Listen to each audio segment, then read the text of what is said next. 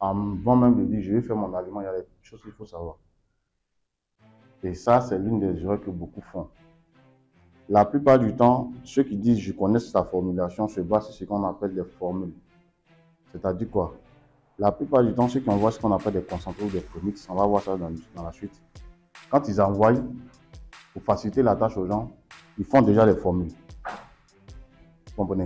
Ils font déjà des formules niveau 1. Donc ça vient avec la formule. Et puis, voilà, toi tu viens, tu juste l'appliques. Seulement, qu'est-ce qu'il faut savoir, c'est qu'une formule n'est pas statique. Il y a des gens, ils veulent que tu leur donnes des formules. Moi, je dis à un ami, je dis, si tu veux, je peux t'apprendre une formulation que de te donner une formule.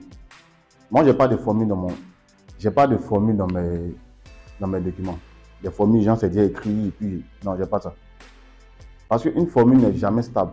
Ça peut changer. Les sociétés que vous voyez là, ils changent leurs formules pratiquement chaque semaine. Parce que ça dépend de certains paramètres. Donc, ça ne sert à rien de une formule, ça ne sert à rien. Ça change à tout moment. Et même si ça ne change pas, une formule, la même formule, ne va pas avoir les mêmes réalités à Abidjan que dans une autre zone. Ce n'est pas possible.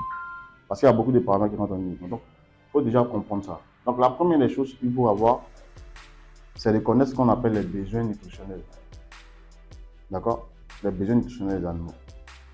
Après, je vais vous envoyer le support par WhatsApp, ok?